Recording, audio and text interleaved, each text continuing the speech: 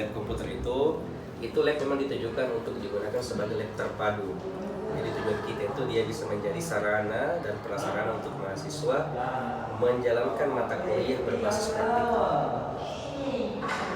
Jadi untuk menjalankan mata kuliah berbasis praktikum.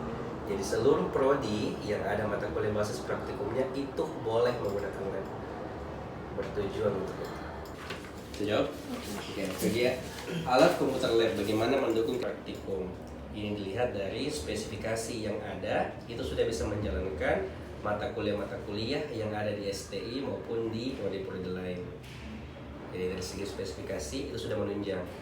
Di STI biasanya mata kuliah apa yang paling berat praktikumnya? Website. Nah itu sudah mendukung. Jadi dia mendukung dari segi spesifikasi.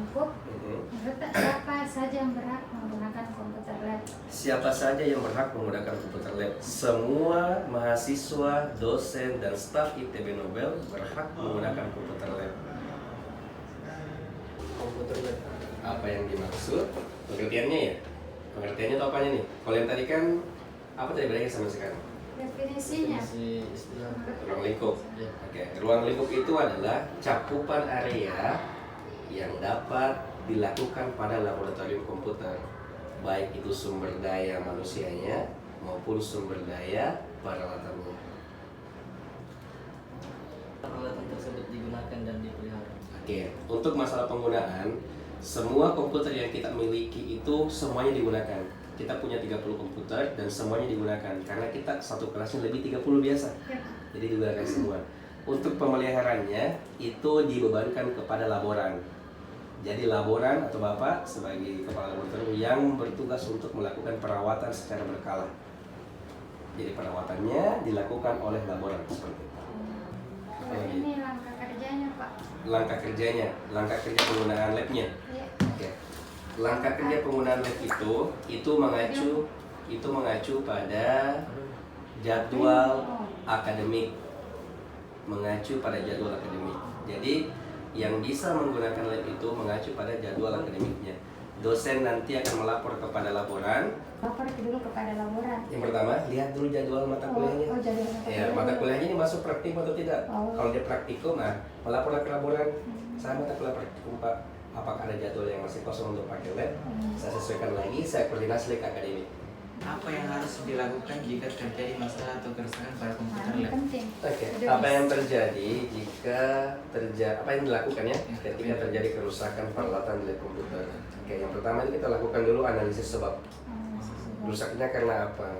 Apakah rusaknya alami karena memang barangnya sudah usang atau kerusakan karena pemakaian dari mahasiswa?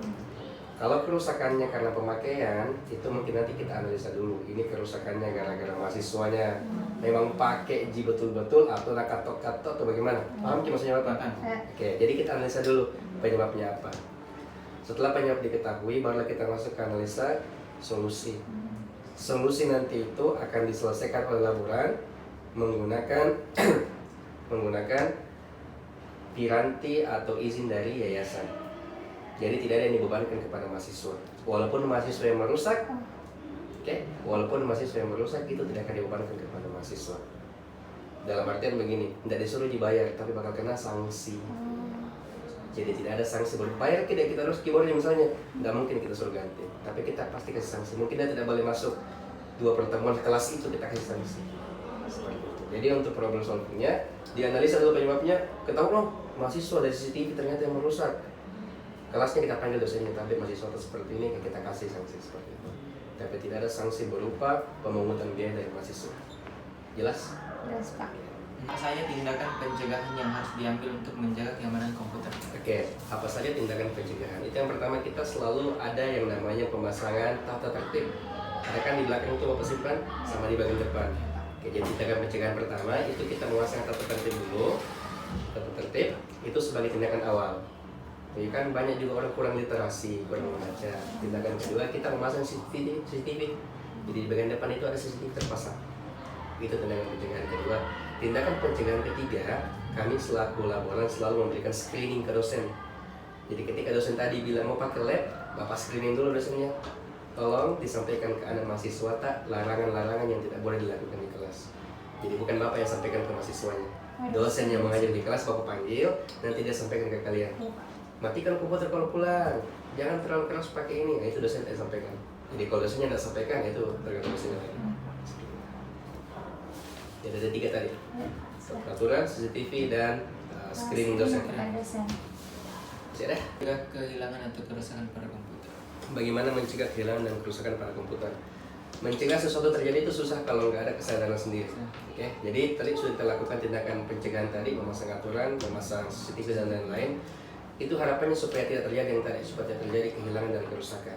Tapi alhamdulillah selama lab berdiri sudah mau 5 tahun, 6 tahun ini kita belum pernah kehilangan sesuatu.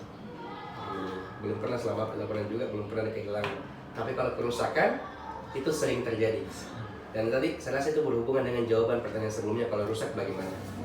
Jadi berhubungan dengan pertanyaan sebelumnya, bagaimana pencegahannya dengan tadi itu memasang hal-hal yang bisa membatasi siswa untuk tidak melakukan hal yang tidak diinginkan.